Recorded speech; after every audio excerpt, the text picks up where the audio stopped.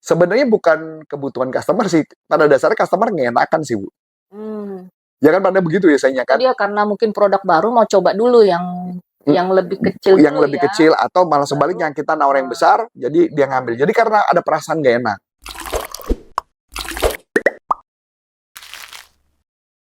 Kali ini kita mau bahas buku dari Robert Levin.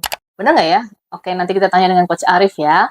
Judulnya The Power of Persuasion. Nah, seperti yang kita ketahui, sahabat sales ya, persuasion ini sangat penting untuk dipelajari untuk teman-teman sales juga ya. Bagaimana kita bisa mempersuasif customer kita supaya mereka mau membeli dengan kita. Coach, kali ini kita mau bahas buku dari Robert Levin ya. Bacanya benar nggak, Betul. Coach ya? Ya mudah-mudahan benar. Mudah-mudahan benar Mudah-mudahan ya. benar ya. Oke, the power of persuasion. Nah, ini kan penting banget nih Coach untuk para tim sales ya. Bagaimana kita sebagai sales mampu untuk mempengaruhi customer kita gitu ya Coach ya untuk supaya mereka mau membeli dengan kita. Nah, ini teknik atau metode apa aja sih yang dibahas dalam buku ini ya Coach? Nah, ini sebenarnya tekniknya buku ini ada teknik yang lama yang bukan punya dia, atau mungkin ini teknik yang dikumpulkan sama dia.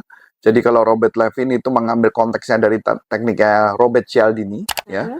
Ya di dalam konteksnya dia Robert Cialdini itu yang diambil adalah konsep hukum-hukum persuasif.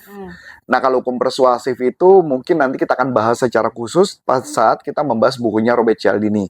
Nah, kalau dia akan membahas tentang satu hukum reciprocity, hukum timbal balik, yaitu adalah ketika kita dikasih sesuatu, kita pasti pengen ngebales. Seperti yang biasa paling gampang adalah kondangan. Kalau orang kita kasih ke kondangan, dia datang kondangan kita atau pernikahan, dia akan datang balik. Atau kita dikasih dia kue, dia akan punya utang budi. Kalau kita lagi ditraktir, kita akan ditraktir balik. Betul, betul. Itu konsepnya hukum reciprocity. Yang hukum kedua adalah hukum otoritas. Orang yang pakai jas atau orang yang pakai baju tertentu, dia punya otoritas tertentu. Jadi sama seperti orang kalau mau ke dokter, orang ke dokter belum ketemu dokternya, dia ngeliat jas dokter aja bisa saja dia udah sembuh. Itu adalah hukum otoritas. Begitu juga kalau figur otoritas yang ngomong, orangnya lebih dipercaya. Yang ketiga adalah social proof. Kalau social proof itu ada bukti. Jadi ketika ngomong sesuatu, kita ada bukti-buktinya yang akhirnya mereka jadi percaya buktinya itu. Apalagi kalau buktinya itu punya kompetitor. Yang keempat adalah hukum liking atau disukai.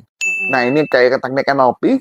Jadi kalau ada orang yang dari suku yang sama, dari hobi yang sama, atau sekolah yang sama, orang cenderung menjadi suka. Yang terakhir adalah hukum konsistensi. Hukum konsistensi adalah hukum yang dimana ketika dia melakukan segala sesuatu hal kecil, maka akan lama-lama menjadi lebih besar dan akan konsisten. Tapi detailnya saya akan tidak bahas dalam buku ini. Kenapa? Karena ini adalah teknik Robert Cialdini. Saya mau ngebahas yang teknik adalah yang menurut saya jauh lebih menarik, yang tidak ada di buku Cialdini adalah teknik-teknik mempersuasifnya. Nah, jadi kita bahas satu-satu nih Bu Ana. Yang pertama adalah teknik namanya foot in the door teknik. Kalau bahasa Indonesia kan kaki udah di depan pintu gitu kan ya. Atau istilahnya kaki itu udah istilahnya kalau pintu kebuka kita ngejepit satu kaki gitu loh. Nah, teknik ini gitu kita cukup meminta, tekniknya itu adalah kayak meminta permintaan kecil. Kalau ketika permintaan kecil mereka tertarik, kita bisa minta yang besar.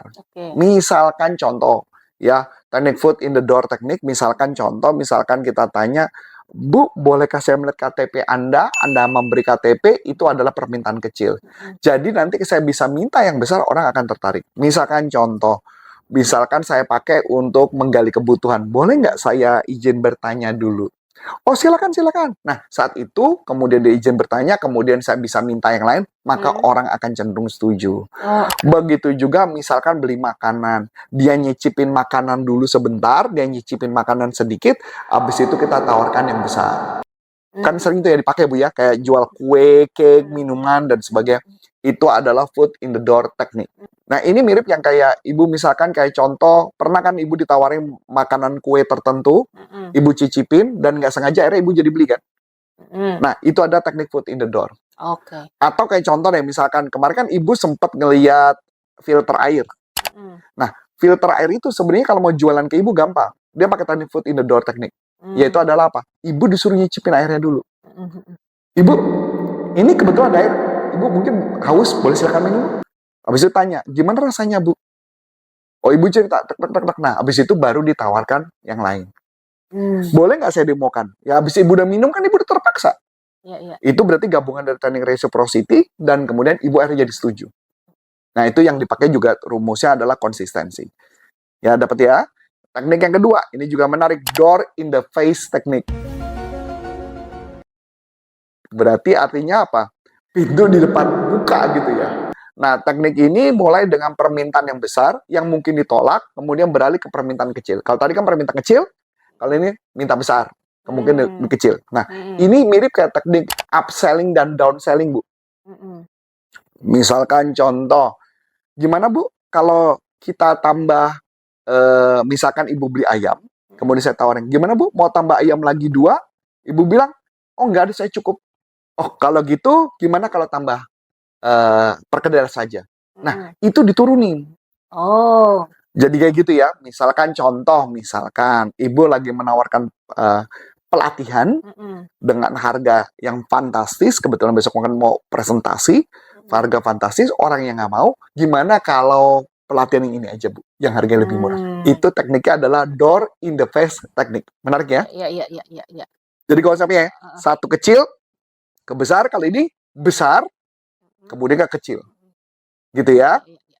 Nah, bagaimana kalau dipakai juga misalnya buat personal trainer, gym. Misalnya, ambil paket 1 tahun, Anda bilang, oh kebanyakan. Ya sudah kalau gitu, gimana kalau ngambil 6 bulan? Itu adalah door in the face. Berarti menyesuaikan dengan apa yang dibutuhkan customer. Betul. Nah, kalau ini menarik lagi berikut, yang ketiga nih. Sebenarnya bukan kebutuhan customer sih. Pada dasarnya customer ngenakan sih, Bu. Ya kan pada begitu biasanya kan? Dia karena mungkin produk baru mau coba dulu yang lebih kecil yang dulu lebih ya. kecil, atau malah sebaliknya kita nawar yang besar, jadi dia ngambil. Jadi karena ada perasaan gak enak. Nah, kalau teknik ketiga ini keren.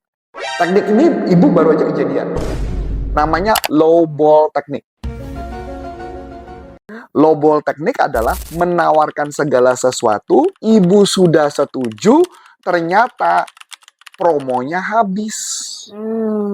Ya, promonya habis, atau hadiahnya nggak ada, atau dia ada biaya tambahan kalau mau nambah sesuatu. Misalkan contoh gitu ya, ibu beli tablet. Nah, ketika ibu beli tablet, ibu kan tabletnya misalkan promonya free casing dengan harga spesial. Kemudian dia bilang, ibu udah deal mau ngambil, oke udah mau ngambil, kita di kasir, kemudian orang kasirnya ngomong, mohon maaf ibu, kayaknya casingnya habis Bu, gimana? Ibu mau tetap ngambil apa enggak? Nah itu lobo. Karena udah terpaksa kan ibu mau ngambil. Contoh tadi, ibu beli nasi, salah satu makanan. Kemudian dia mau nawarkan yang spesial. Kemudian dia bilang satenya habis. Nah itu lobo. Atau harganya tetap sama kan gitu ya? Iya, maksudnya nasi dikurangin tapi harganya sama. Ya, itu lobo ya. Nah, teknik ini adalah teknik yang bisa dipakai untuk produk-produk yang memang promonya kita habis. Yang promo-promonya habis. Gitu? Ya, barang-barangnya sudah sold out dan sebagainya. Misalnya contoh, atau jual rumah, kita orangnya sudah deal mau beli rumahnya, kemudian ketika orang itu mau bayar, dia bilang, mohon maaf, ini belum termasuk ini. Itu lobo. Itu karena memang ketinggalan di infonya atau gimana tuh Coach? Tadinya memang udah ada, promonya habis. Jadi mungkin ada tulisan misalnya ketentuan berlaku. Selama stok masih ada, misalkan kayak gitu. Misalnya beli rumah dapat AC atau dapat misalkan AC, gitu ya. Iya ternyata mohon maaf ibu udah 100 orang yang beli rumah, dari ibu yang ke 111 ibu nggak dapet AC misalnya. Kayak gitu, itu teknik lobo. Ya, kalau ditanya orangnya komplain nggak? Komplain, tapi lucunya nanti mereka bayar. Itu lobo. Gitu ya. Nah, ini menarik. Kenapa? Kenapa dia tertarik? Karena harganya ada murahnya, karena dia kelangkaan. Ya. Kemudian teknik berikutnya adalah scarcity principle.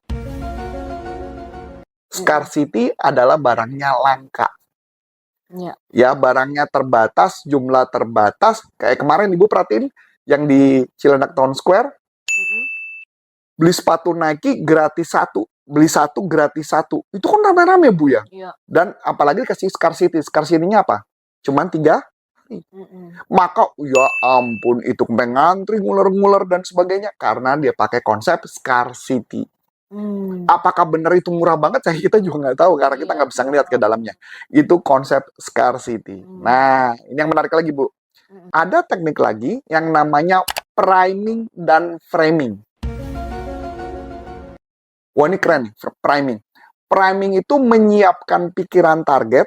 Jadi saya bilang menyiapkan pikiran target supaya dia sudah siap untuk tertarik membeli. Contohnya? Caranya gampang. Ketika ibu mau lagi presentasi, ibu langsung kasih testimoni.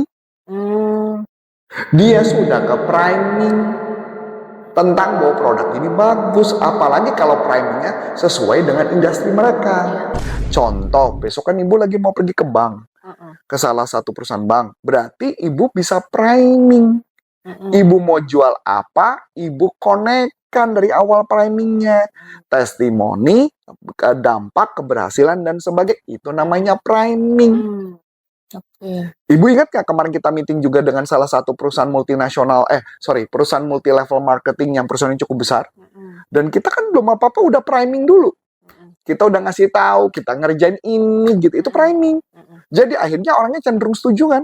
Nah, itu maksudnya priming. Nah, kalau framing artinya kita membungkus, sebenarnya sama aja dengan konsep priming. Jadi artinya kita ngebungkus, memframing dia sesuai maunya kita. Jadi kayak gitu bahwa ini bisa nyelesain masalah mereka. Kayak gitu ya. Nah, kemudian kita masuk lagi, ada yang namanya disebut emotional appeal. Emotional appeal artinya menggerakkan melalui tindakan emosional. Misal contoh, beli sepatu, Bu. Ibu udah ngeliat sepatunya. Bagus banget, ibu suka. Tapi ukurannya nggak ada. Kadang-kadang kita ukurannya cuma selisih 1. Kadang-kadang kan kita kepikirannya, beli nggak ya? Beli nggak ya? Pernah nggak? Nah, itu konsepnya. Sama kayak ibu beli baju. Ibu beli baju. Itu lebih ke emosional ya? Ke emosional. Karena udah tanggung nih. Atau misalnya contoh deh, yang paling gampang, Cehuntiao. Pernah kan ingat kan? Ibu sudah datang ke tempat Cehuntionya habis. Yang ada hanya beberapa saja. Ya karena udah tanggung datang, berarti apa yang dilakukan sama ibu? Ya udah beli. Nah, itu konsep yang dipakai. Nah, ya. Nah, ini masih banyak lagi, tapi kita pakai hanya satu lagi, Bu ya. Nah, satu lagi adalah teknik mirroring dan rapport building. Seperti NLP, betul. Jadi tekniknya adalah bagaimana melakukan kita gerakan tubuhnya sama dengan orang. Kalau tangannya dia lipat, kita ikut lipat. Kaki dilipat, kita lipat. Cara ngomong dia cepat, kita ikut cepat. Kalau ngomong dia lambat, juga kita ikut lambat. Nah, itulah kurang lebih dari isi buku ini. Yang menurut saya buku ini sangat saya rekomendasikan ya. Karena untuk dapetin ide-ide jualan sih sebenarnya gitu. Lebih banyak ke ada kata-kata mempersuasifnya atau lebih ke arah tekniknya. Lebih ke arah teknik, tinggal bagaimana cara kita mendekati orang lainnya. Oke. Ini berarti juga nggak perlu harus kata-kata ya, Coach ya? Kata-kata makanya di buku ini memang tidak dibahas. Tetapi dia membahas tentang teknik. Yang penting kita paham bagaimana cara mempersuasif orang dan orang jadi setuju. Itu aja sih. Oke, nah sahabat sales, ternyata banyak juga ya teknik-teknik bagaimana mempersuasif customer kita gitu ya. Tentunya bukan dengan cara-cara yang misalnya yang goib-goib atau aneh-aneh ya. Tidak ya sahabat sales, ini kita ada tekniknya, ada bukunya juga ya. Kalau ada pertanyaan seputar buku ini, yuk langsung aja dilayangkan YouTube channel kita supaya YouTube channel kita ini semakin bertumbuh. Oke sahabat sales, sampai jumpa lagi dengan pembahasan buku-buku selling menarik lainnya yang akan kita bahas di sini dengan saya Ana Milani. Dan saya Coach Antoni Sarif mengucapkan terima kasih, sukses buat Anda, sampai jumpa. Banyak ide, omset melejit. Bye-bye.